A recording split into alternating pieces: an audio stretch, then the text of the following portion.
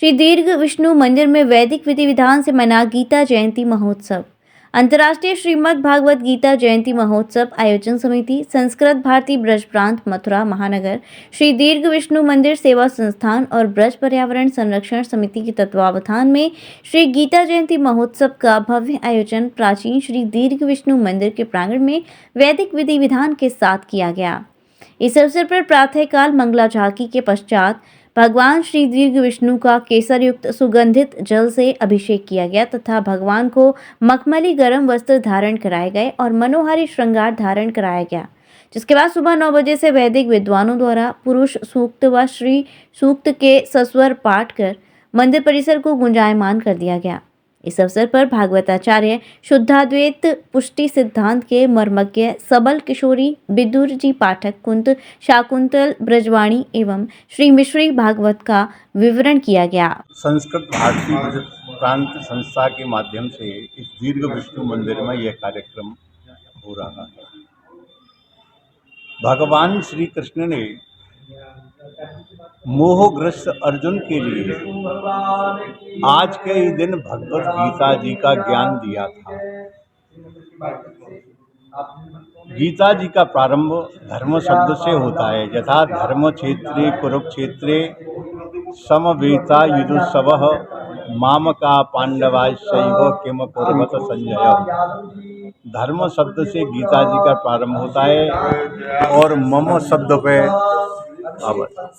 शब्द पे समापन होता है। तो धर्म मेरा है, जिसने स्वीकार कर लीना वही गीता के तत्व का ज्ञाता है।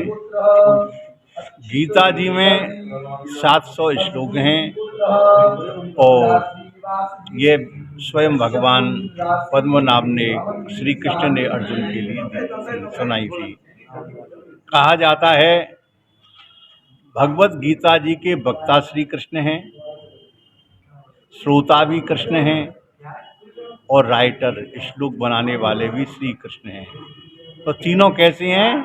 कृष्णम नारायणम वंदे, कृष्णम वंदे ब्रजप्रियम। भगवान तो कृष्ण वक्ता हो गए और अर्जुन का नाम भी कृष्ण ही है, तो कृष्ण ही कृष्णम वंदे प्रथासुतम। कुंती पुत्र अर्जुन का नाम भी कृष्ण ही है और जिन्होंने श्लोक बनाए भगवत गीता जी के वो कृष्ण द्वैपायन मुनि है, उनका नाम भी कृष्ण ही है।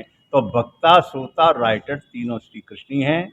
यह गीता जयंती महोत्सव पर्व सबों के लिए मंगलदायक हो, देश दुनिया की हम शुभकामना करते हैं। विगत वर्षों की भांति इस वर्ष भी घिया मंडी स्थित प्राचीन श्री दीर्घ विष्णु मंदिर में के प्रांगण में प्रातःकाल से ही वैदिक विधि विधान से श्रीमद् भगवत गीता जी का पूजन का आयोजन किया गया।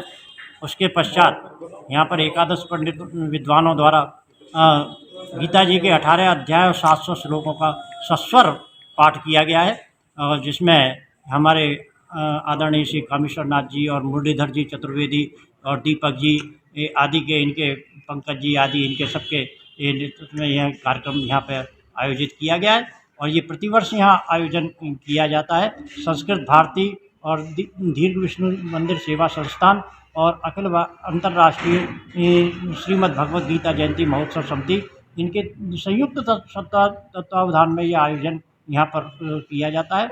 मैं आपके चैनल के माध्यम से गीता जयंती और मोक्षदा एकादशी, जो कि हमारे हिंदू सनातन धर्म में बहुत ही महत्वपूर्ण इसका स्थान है, पुराणों में भी इसका बहुत अनेकों जगह इसका वर्णन आता है। मोक्षदा एकादशी जो कि पवित्र एकादशी मानी जाती है।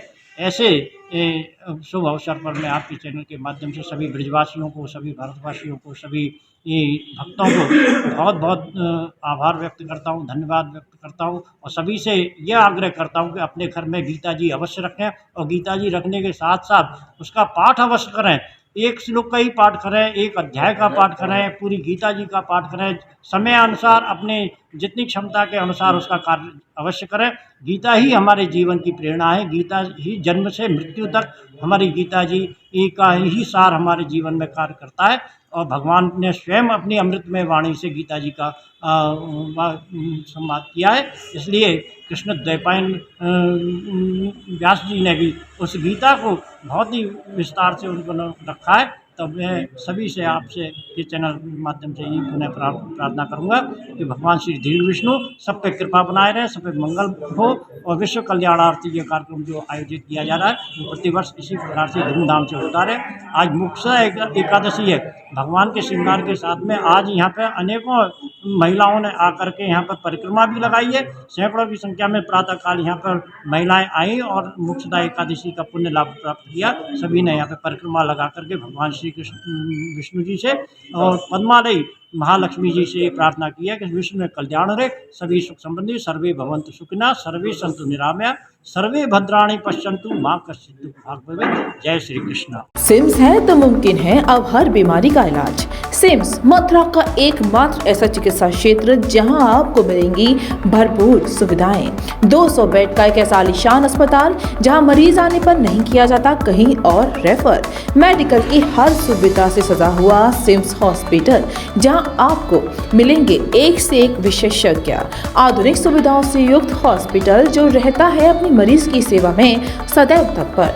Cardiology, neurosurgery, gastro surgery, plastic surgery, critical care and pain management, ये सारी सुविधाएं मिलेंगी आपको एक ही छत के नीचे। वर्ल्ड नंबर 1 पैथोलॉजीज के साथ सिम्स हॉस्पिटल आप सभी की सेवा में सदैव तत्पर। National highway 19 Masani road near Shri Radha valley, Mathura.